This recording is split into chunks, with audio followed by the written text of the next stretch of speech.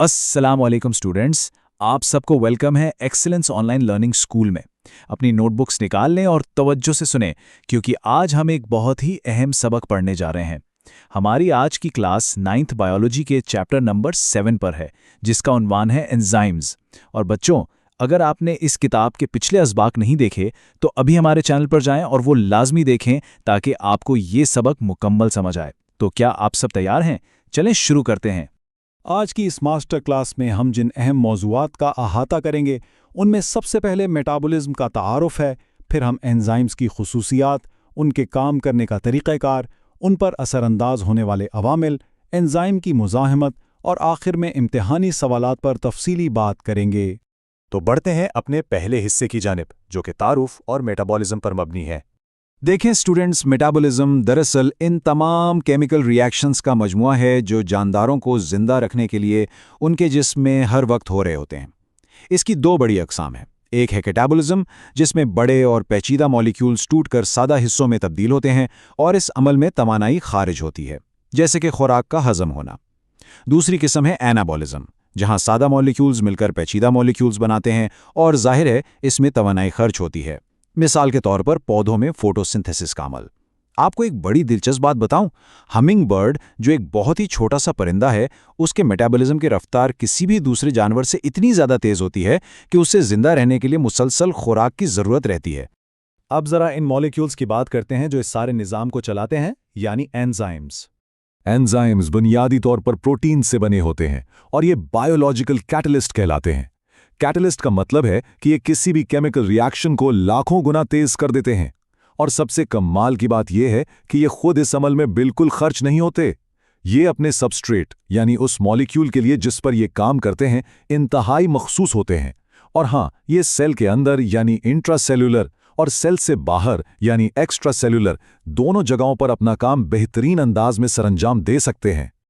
अच्छा, बाज़ औक़ात एंजाइम्स को अपना काम सही तरीके से करने के लिए कुछ मददगारों की ज़रूरत होती है, जो प्रोटीन नहीं होते। उन्हें कोफैक्टर्स कहते हैं। अगर तो ये कोफैक्टर एंजाइम के साथ बिल्कुल मजबूती से जुड़ा हो तो हम इसे प्रोस्थेटिक ग्रुप कहते हैं, जैसे आयरन या बायोटिन। लेकिन अगर ये जोड़ कमज़ोर हो तो ये कोएंजाइम कहलाता है, जैसे कि NAD। ये दो इस्तिलाहात, प्रोस्थेटिक ग्रुप और कोएंजाइम, बोर्ड के इम्तिहानात के लिए बहुत ज़्यादा अहम हैं। इन्हें ज़रूर ज़हन नशीन कर लें। किताबी बातों से ज़रा बाहर निकल कर देखें तो एंजाइम्स का हमारी अमली ज़िंदगी और सनतों में बहुत बड़ा किरदार है। फूड इंडस्ट्री में डबल रोटी को नरम करने या पनीर बनाने में इनका इस्तेमाल होता है। कागज़ की सनत में ये स्टार्च को तोड़कर कागज़ का गाढ़ापन कम करते हैं। और आपके घरों में जो बायोलॉजिकल डिटर्जेंट्स आते हैं, उनमें यही एंजाइम्स मौजूद होते हैं जो कपड़ों से प्रोटीन और चिकनाई के ज़िद्दी धब्बे गायब कर देते हैं। इसी तरह फर्मेंटेशन इंडस्ट्री भी इन्हीं की बदौलत चलती है। तो अब सवाल ये पैदा होता है कि ये एंजाइम्स आखिर काम कैसे करते हैं, इनका तरीक़ेकार क्या है। यहाँ हमारे पास एंजाइम्स के काम करने के हवाले से दो बड़े मॉडल्स हैं। स्टूडेंट्स, आपके ख्याल में मुसन्निफ इस नुक्ते से क्या साबित करना चाह रहे हैं? क्या आप इस नज़रिए से इत्तेफाक करते हैं कि एंजाइम की एक्टिव साइट बिल्कुल एक सख्त ताले की तरह होनी चाहिए या इसमें कुछ लचक होनी चाहिए? आइए इन दोनों नज़रियात का मुआजना करते हैं। 1894 में एमिल फिशर ने लॉक एंड की मॉडल पेश किया।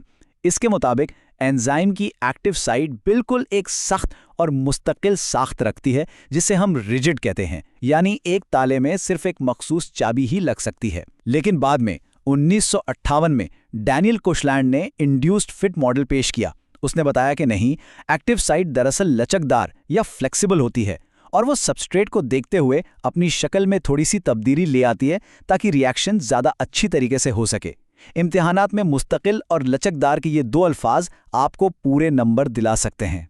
चौथा हिस्सा उन अवामिल के बारे में है जो एंजाइम्स की कारकर्दगी पर असरअंदाज होते हैं। हर एंजाइम एक मखसूस दर्जा हरारत पर सबसे बेहतरीन काम करता है, जिसे इसका ऑप्टिमम टेम्परेचर कहते हैं। इंसानी जिस्म में यह 37 डिग्री सेंटीग्रेड है। लेकिन ज़रा सोचिए, 37 डिग्री से ऊपर जाते ही कारकर्दगी अचानक नीचे क्यों गिरने लगती है? वो इसलिए क्योंकि हद से ज़्यादा गर्मी एंजाइम के अंदर मौजूद बॉन्ड्स को तोड़ देती है।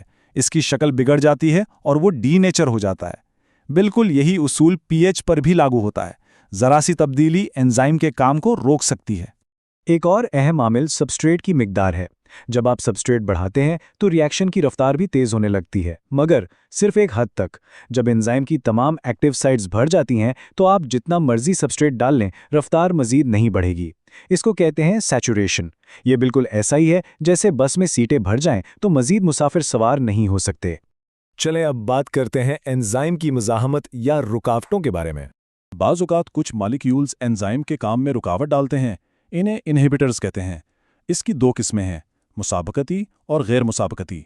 मुसाबकती मॉलिक्यूल शक्ल में बिल्कुल असल सबस्ट्रेट जैसे होते हैं और वो एक्टिव साइट पर कब्जा जमाने की कोशिश करते हैं, जबकि गैर मुसाबकती मॉलिक्यूल्स एक्टिव साइट की बजाय कहीं और जाकर जुड़ जाते हैं और एंजाइम की पूरी शक्ल ही ख़राब कर देते हैं।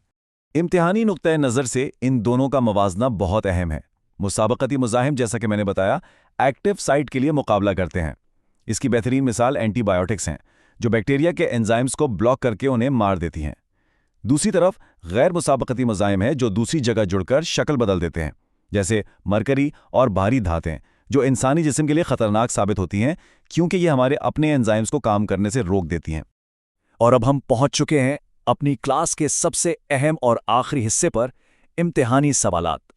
स्टूडेंट्स, इस पूरे सबक का मरकजी ख्याल समेटते हुए मैं आपको एक बहुत गहरी बात याद दिलाना चाहूंगा। देखिए, जिस तरह हर एंजाइम की एक मखसूस एक्टिव साइट होती है और वो अपनी मुतय्यन करदा काम के बगैर मुकम्मल नहीं होता, बिल्कुल उसी तरह आप तलबा में से हर एक का इस मुआशरे में एक मुनफरिद मकसद और अपनी एक ख़ास जगह है। अपनी इस खूबी को पहचानें, इससे परवान चढ़ाएं और पूरी लगन से अपनी मंजिल की तरफ बढ़ें। इम्तिहान के लिए कुछ टिप्स नोट कर लें।